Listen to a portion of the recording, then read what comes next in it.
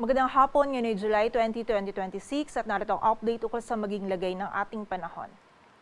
Nakakaapekto pa rin ng southwest monsoon o habagat dito sa western section ng ating bansa. Ngayong hapon at gabi, posible pa rin po yung mga isolated o yung mga biglaang pag-ulan, pagkilat at pagkulog sa iba't ibang bahagi or malaking bahagi ng ating bansa dulot po ng habagat at ng localized thunderstorms. And may kita din po natin dito sa ating latest satellite animation, may mga cloud cluster tayo dito sa may silangan ng Visayas at Mindanao. Sa ngayon, wala pa pong defined circulation itong mga kaulapan nito, but nakikita po natin na mataas yung chance na within 24 hours, posible pong may mabuong low pressure area or may LPA formation dito sa bahagi na ito, kaya continuous monitoring po tayo and patuloy na magantabay sa updates na ipapalabas ng Pag-asa.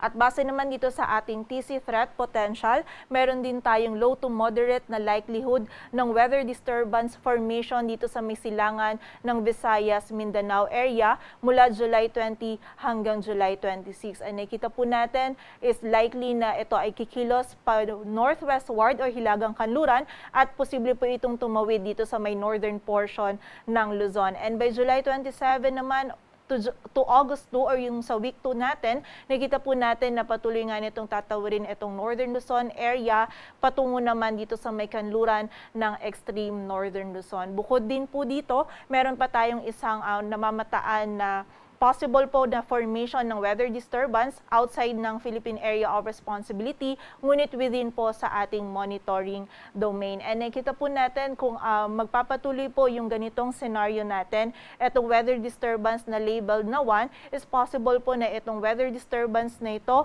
and yung posibleng i-enhance nito na habagat yung magdudulot po ng mga pag-ulan sa mga susunod na araw sa malaking bahagi ng ating bansa. At para naman sa maging lagay ng ating panahon, bukas araw ng Martes, dito sa Metro Manila at sa malaking bahagi ng Luzon, patuloy pa rin po na magiging bahagyang maulap hanggang sa maulap yung ating kalangitan. Possible pa rin yung mga isolated, yung mga biglaang pag-ulan, pagkilat at pagkulog, lalong-lalo na po yan sa hapon at gabi, dulot pa rin ng habagat at ng localized thunderstorms. Agwat po ng temperatura sa Metro Manila ay mula 25 to 32 degrees Celsius.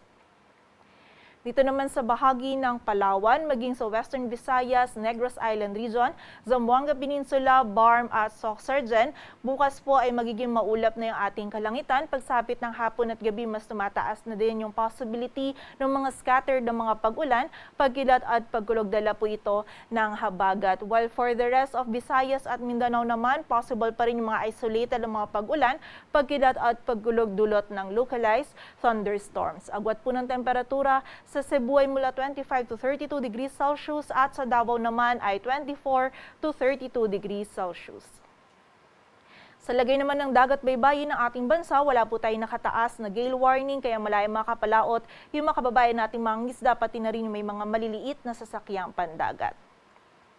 At para naman sa 3-day outlook ng mga key cities ng ating bansa in the next 3 days from Wednesday hanggang Friday dito sa Metro Manila at sa bahagi din ng Baguio City, patuloy po magiging bahagyang maulap hanggang sa maulap yung ating kalangitan. Possible pa rin yung mga isolated na mga pag-ulan and pagsapit po ng Thursday ng hapon maging sa araw din ng Friday, possible po na maging mas mataas yung chance ng mga pag-ulan na ito, dala po ng habagat. While for the area naman ng Legazpi City by Wednesday, may mga isolated po tayong mga pag-ulan na mararanasan and by Thursday and Friday, possible po na mataas yung chance ng mga scattered na mga pag-ulan, pagkilat at pagkulog, dala po naman ito ng trough ng potential na weather disturbance natin. Agwat po ng temperatura sa Metro Manila ay mula 25 to 33 degrees Celsius, sa Baguio City ay 16 to 25, sa Legazpi City naman ay 24 to 32 degrees Celsius. Dito naman sa bahagi ng Metro Cebu at Tacloban City, from Wednesday to Friday, posible din po na maulan yung panahon na ating mararanasan. Dulot din po ito ng trough ng potential na weather disturbance po natin. And for the area naman ng Iloilo City, mataas din po yung possibility ng mga scattered na mga pag-ulan, dala po ng habagat. And ina-expect po natin from Wednesday hapon onwards, posible pong paminsan malakas yung mga pag-ulan na ating mararanasan, kaya doble ingat para sa ating mga kababayan.